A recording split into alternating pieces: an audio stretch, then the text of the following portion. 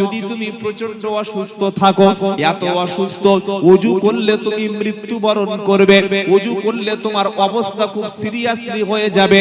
আও আলা সাফার, যদি তুমি সফরে পার হয়ে পড়ো যেখানে তোমার কাছে পানি নাই, অথবা এত অল্প পানি আছে এই পানিটুকু তোমার শুধু জীবন বাঁচবে, আশেপাশে কোনো পানি নাই। আল্লাহ পাক শোনাচ্ছে, আও যা আহাদুম মিনকুম মিনাল গায়িতি আও লামাসতুমুন নিসা, বাথরুম থেকে এসেছো, স্ত্রীর সঙ্গে শারীরিক সম্পর্ক করেছো, পানি যদি না খুঁজে পাও, কোরআন শোনাচ্ছে তাহলে ফাতায়াম্মামু তায়াম্মুম করো, সাইদান তাইয়্যিবা, পবিত্র মাটি দ্বারা, পবিত্র বস্তু দ্বারা তায়াম্মুম করো। তায়াম্মুমের ফরজ হচ্ছে তিনটি। এক নম্বর নিয়ত করা, নিয়ত যদি বলেন নিয়ত করা, নিয়তটা করতে হয় অন্তর থেকে। আমাদের কিছু মানুষের ভুল ধারণা যে মসজিদে নামাজ পড়তে গেছে, নামাজ ইমাম সাহেব আল্লাহু আকবার বলে নিয়ত বেঁধে বসে দাঁড়িয়ে আছে, মুক্তাদি পিছন থেকে গিয়ে বলছে ইন্নী ওয়াজ্জাহাতু ওয়াজহিয়া লিল্লাযী ফাতারাস সামাওয়াতি ওয়াল আরদা হানিফা ওয়া মা আনা মিনাল মুশরিকিন। বলতে বলতে বলতে ইমাম সাহেব রুকু চলে গেল, এক রাকাত ছেড়ে গেল। এটা ঠিক হয়েছে না ভুল হয়েছে? বলেন। নিয়তটা করতে হয় কোথা থেকে বাবা? অন্তর থেকে। নিয়ত মানে আপনার মনের ইচ্ছা, আপনার মনের আকাঙ্ক্ষা, আপনার মনের তামান্না, আপনার মন কি চাইছে ওটা অন্তর থেকে করার নাম হলো নিয়ত। এটা অন্তরের জিনিস। ও নামাজ শুরু হয়ে গেছে, মসজিদে গিয়ে দেখছে নাওয়াইতু আন উসাল্লিয়া লিল্লাহি তাআলা, তারপর কি আছে গো? রাকাতাই সালাতিল ফজরের সুন্নাতে রাসূলুল্লাহ তাআলা, এই সব বলে কয়ে দাঁড়াচ্ছে, তখন নামাজ শেষ হয়ে গেছে। অশিক্ষা, শিক্ষা নাই বলে মসজিদে গেছেন, নিয়ত ছিল কোথায়? এখানে। জামাত শুরু হয়ে গেছে, আল্লাহু আকবার। আল্লাহর নবী নামাজ শুরু করতেন আল্লাহু আকবার দিয়ে, সাহাবারা নামাজ শুরু করতেন আল্লাহু আকবার দিয়ে। কথা মনে থাকবে ইনশাআল্লাহ। নামাজ শেষ হয় কখন? সালাম ফিরিয়ে দোয়া করে দিয়ে ইমাম সাহেবের হাতে মুসাফা করে 10 টাকা দিয়ে জুতো পায়ে দিয়ে মসজিদ থেকে বার হয়ে আসলে তবে নামাজ শুরু হয়। তাই তো নাকি?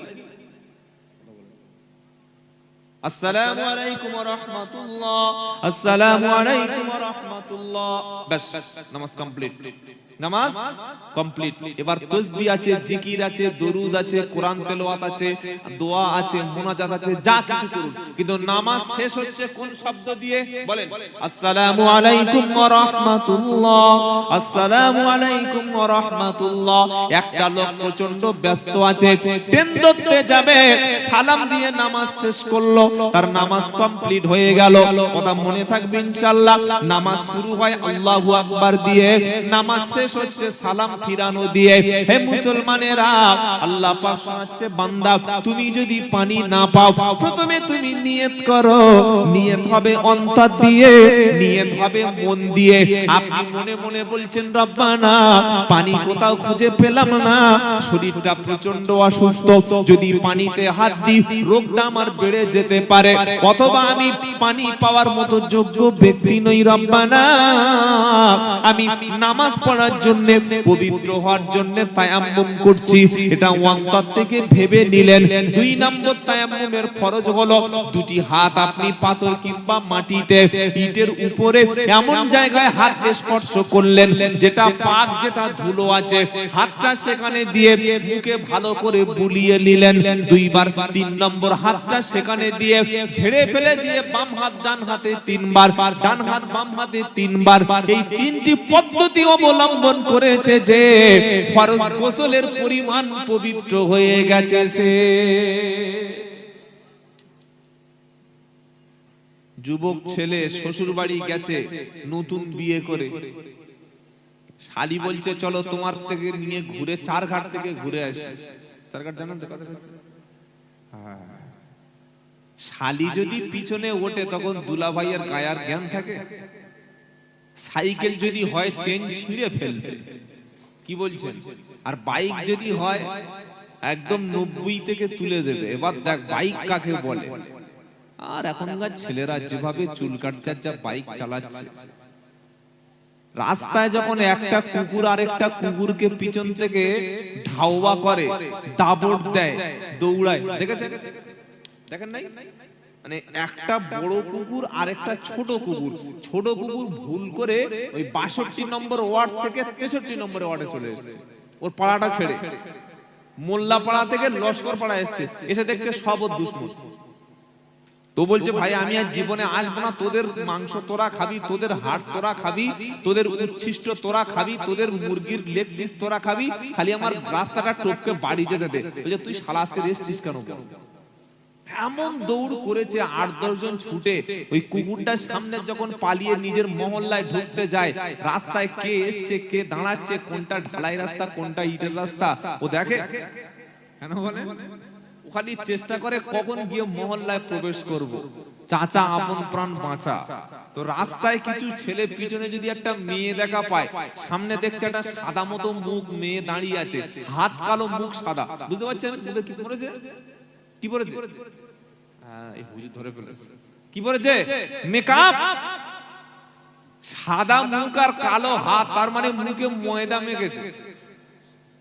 ওই রকম মেয়ে যদি ঢালাই রাস্তার পাশে টিউবলাইটের সামনে দাঁড়িয়ে ঠোঁটে লিপস্টিক দিয়ে যদি একটু হাসি দাঁত বার করে, এই ছেলে তখন আর হুঁশ থাকবে না।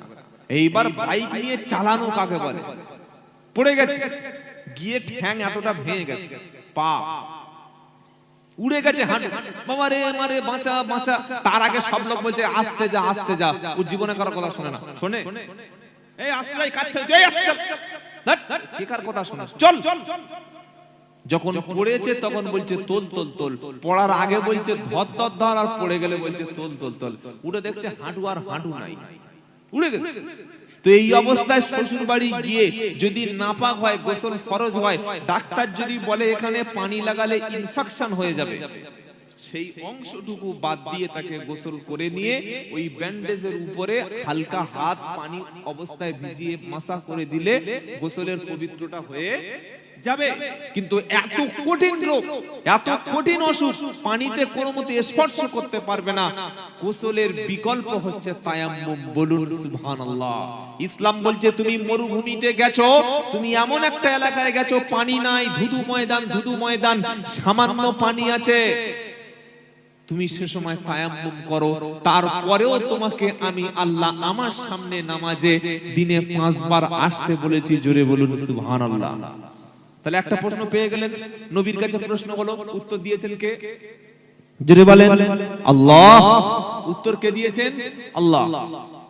দ্বিতীয় প্রশ্ন করছে, হে আল্লাহর নবী, ওযু তো করলাম, নামাজের নিকটবর্তী যখন হব, জিন্সের ফাটা প্যান্ট পরে যাব না লুঙ্গি পরে যাব, পাজামা পরে যাব না পাঞ্জাবি পরে যাব, শাড়ি পরে নামাজ পড়ব না নাইটি পরে নামাজ পড়ব? কি শাড়ি, নাইটি, সালোয়ার কামিজ, এর মধ্যে কোন পোশাকটা পরে নামাজটা পড়লে উত্তম? কেউ বলতে পারবেন বাবা? বলে হুজুর আমরা পড়ি না, আমরা জানি না, মেয়েরা পরে, মেয়েরা পড়ে, তাই তো নাকি? আল্লাহর নবীর স্ত্রীরা জীবনে কখনো শাড়ি পরেনি, এটা লিখে রেখে দেন। আমি আব্দুল্লাহ জুবায়ের বলছি, আপনি সব হাদিসগুলো পড়ুন, নবীর জীবনীটা পড়ুন।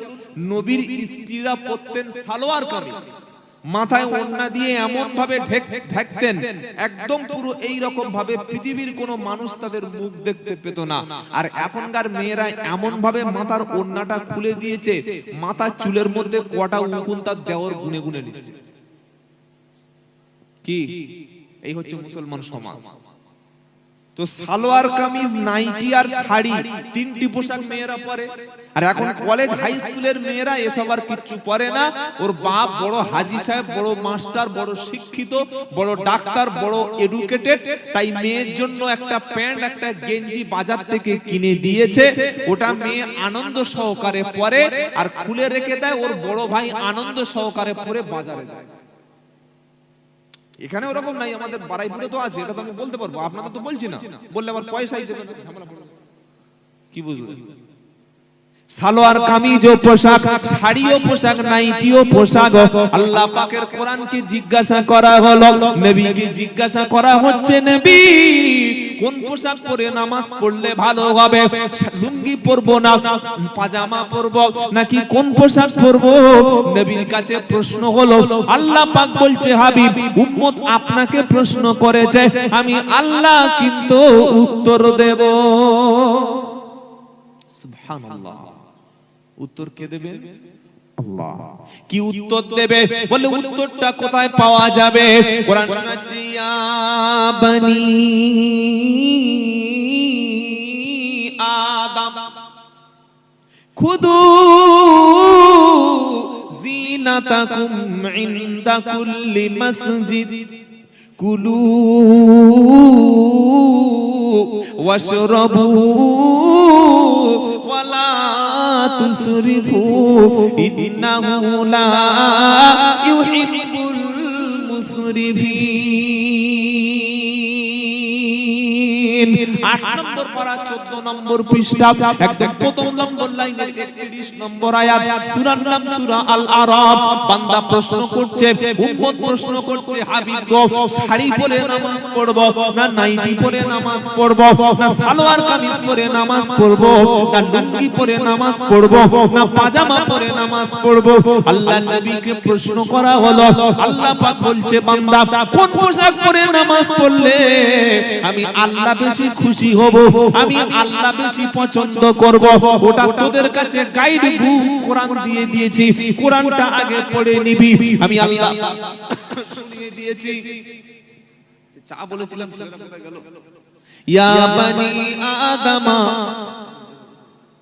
হে আদমের বেটারা, খুদু জিনাতাকুম ইনদা কুল্লি মসজিদ, তোমরা মসজিদের নিকটবর্তী যখন হবে, তোমরা যখন আমার কাছে আসবে, আমার কাছে দাঁড়াবে, নামাজের কাছে যখন দাঁড়াবে, খুদু জিনাতাকুম ইনদা কুল্লি মসজিদ, উত্তম পোশাক যেটা, যে পোশাকটা তোমার কাছে সবচাইতে ভালো, যে পোশাকটা পরলে তোমার মধ্যে উত্তম লাগে, ভালো লাগে, সভ্য পোশাক, ভদ্র পোশাক, সাজসজ্জা করে ভালোভাবে উত্তম পোশাক পরে তুমি মসজিদের কাছে, নামাজের কাছে চলে এসো। সুবহানাল্লাহ বলবেন না? আমরা যখন মসজিদে নামাজ পড়তে যাই, অধিকাংশ মানুষ শ্বশুর বাড়ি যাওয়ার জন্য যে ড্রেসটা পরে, মসজিদে ও ড্রেস কখনো পরে না। ভাড়া ভাগের বাড়ি যাওয়ার জন্য যে পোশাকটা পরে, ওই পোশাকটা মসজিদে নেয় না। সারাদিন মাঠে কাজ করেছে, শরীর থেকে ঝরঝর করে ঘাম ঝরছে, ওই অবস্থায় রাস্তার পাশে বসে পেশাব করেছে, ওখানে পানি নিয়েছে, বাড়ি এসে বাথরুমে গিয়ে পায়খানা করেছে, আবার ওই পোশাক পরে পার হয়ে এসেছে, ওই পোশাক পরে ঘুমিয়েছে। আর আজান হয়ে গেলে ওই পোশাক পরে আবার আল্লাহর সামনে দাঁড়িয়ে গেছে, যায় না, যায় না, মানে একটা পোশাক কোথায় গেছে দেখছেন? পেশাবখানায় গেল, পায়খানায় গেল, ওযুখানায় গেল, কাজের জায়গায় ছিল, দোকানের সময় ছিল, ঘুমের সময় ছিল, ঘামের সময় ছিল, ঘুমের সময় ছিল,